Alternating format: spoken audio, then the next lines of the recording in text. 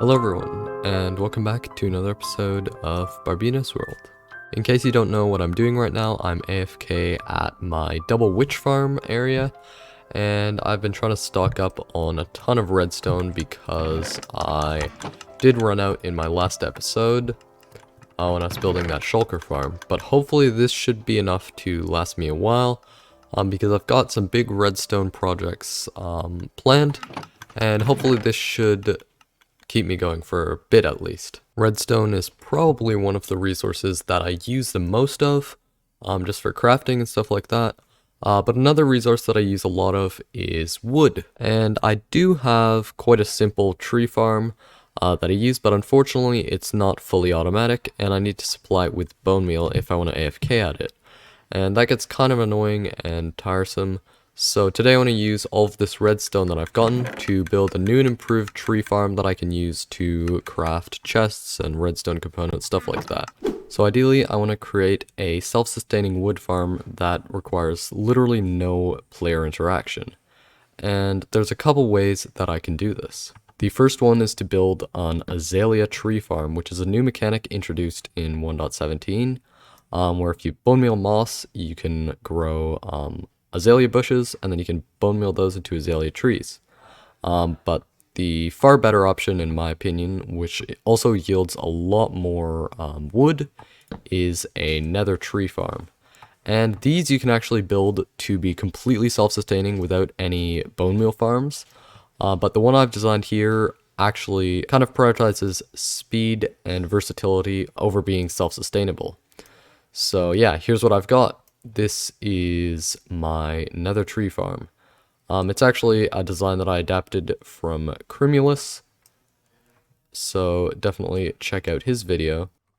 Over here we've got two modules of Ilmango's moss-based bone meal farm that basically just generates a lot of moss in a similar way to what my moss farm does, but it converts all of it into bone meal with these composters here. It gets recycled over here, and all of the excess bone meal comes up and gets fed into this farm. This nether tree farm doesn't actually need any player input, meaning that it actually bone meals the crimson and warped denilium on its own, and that has a chance of producing a fungus, I think it's called, which is then bone mealed into a tree. Actually, they're called huge fungi. And when that happens, an observer detects it because it's pointing into this leaf block. And whenever a leaf block is beside a log block, that triggers an update. Anyways, it all gets pushed forwards and TNT is duped onto it. I'll do a quick demo right now just so I can show you that it's working. First, we'll turn on the moss farm. And now we can turn on the tree farm. As you can see, sometimes it takes a little while for it to actually get started, but occasionally we'll get some trees coming out, and occasionally the TNT duper does get triggered. Here we go. And as you can see, all of these logs get put down into an array of item filters, and that actually gets put into shulker box loaders. So my idea for this is I want to be able to collect a ton of items, and shulker box loaders are going to be a good way of doing this. So I've got one item for each chest, shroomlights, log types, and the wart blocks. This is a little bit broken, but it's fixed now. So yeah, this is the farm design. One thing that's really special about it as well is that it doesn't actually need a player even nearby to activate it. You can activate the entire thing just by putting in a portal chunk loader somewhere within a couple chunks of it. So if I put in a portal chunk loader right around here, it'll load this entire thing and I can go do other stuff in my world or AFK at other farms. Alright, I don't really have a plan for how I'm going to build this farm. So my idea is going to be to build a big flat floor somewhere random and then just like build tree farms on top of it. So the idea is I'm gonna dig out a bunch of this sand to get some glass, and then I'll see you when I found a spot. Okay, so I think I found a decent spot for the nether tree farm. It's gonna be over here by the ice biome and also kind of close to my nether wart farm because that doesn't cause lag when it's loaded. I'm just going to go 64 blocks in that direction and 64 blocks in that direction. And I guess I'll make a time lapse of me building this floor.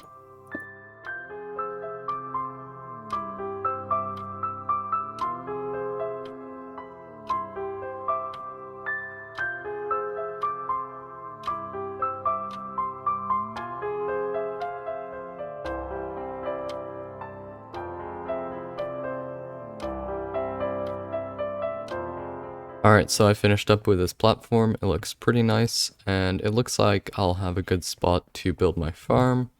Probably build it in this corner over here, and it needs to be aligned with the chunk borders, so I'll have to put in a chunk loader in here, I think. Alright, it probably doesn't look like much has changed, but I have actually spent a couple hours, and I've collected everything I'll need for the build in these few shulker boxes. It's a lot of redstone, so I'm glad I AFK'd at that witch farm. And also down below here, I've set up the portal chunk loader. This is a new design by Ilmango. Seems to be working fine.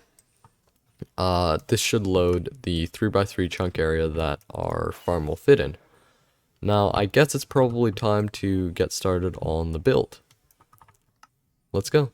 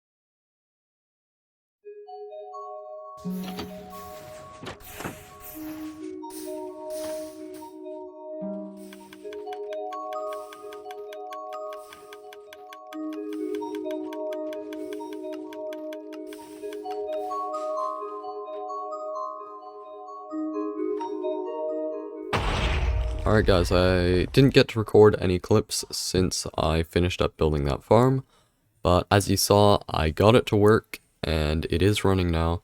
It's been running for quite a while. I have had a couple troubles with it, but nothing too major, and I think I've figured out how to prevent everything. So, yeah, the farm is running. Let's go check it out quickly. I'll actually stay a little bit away and free cam over there. So over here we have the moss farm. It's getting bone mealed, and the moss is going into the system. Composted, the bone meal's going up here and into the nether tree farm input. And we can see in the heart of the farm we have these nylium blocks getting bone mealed until a fungus gets placed and bone mealed. Then it just gets pushed over and TNT'd. Everything goes down into this area where it's loaded into shulker boxes into these chests at the bottom. So yeah, now that you've seen that it's working quite nicely, I can talk about a few of the troubles that I've had. So the first trouble I noticed is that if I ever unload this and I don't turn the chunk loader on, it totally breaks the moss farm. So yeah, it's happened a couple times that I forgot to turn on the chunk loader, and all of the pistons get messed up, and the stone generators start generating cobblestone. It's generally not very good. So I tried to make it a bit easier to fix by putting in some extra obsidian here so that the blocks don't get pushed out of place when we have malfunctions. But yeah, it is a pain to fix if you forget to do the chunk loader. Another thing is, if you try to AFK at this farm by standing nearby it, you can have a lot of issues because it actually just plays too many sounds. I'm assuming that comes from the moss farm with all of the composting and all of the bone mealing sounds and breaking moss. So yeah, I'm just gonna try to stay a little bit away so we don't have too many of those sounds because they do literally crash my game. Okay, quick correction, the issue with it crashing my game was actually caused by an influx of error messages in the Minecraft log, and not the sound, but the sound causes the error messages, so close enough.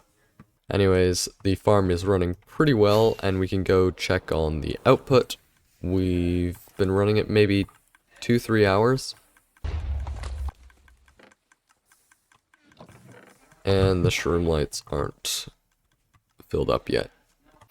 Anyways, hopefully this farm is going to produce enough wood for me to be able to use for all of my crafting so that I don't have to spend wood that I get from my other farm. So yeah, that's going to be pretty useful, and also the good thing about this is that I can also AFK at other farms or do stuff in my world while this farm is running. So it's just super convenient, at least now that I've got everything figured out with it. Well, I guess I really don't have much left to do here today, because this farm turned out to be quite successful, and I didn't really have much interesting to show for it because I was just building it up from my design. Anyways, I guess that's gonna be it. Thank you very much for watching, and goodbye. Barbeno's World, Barbeno's World.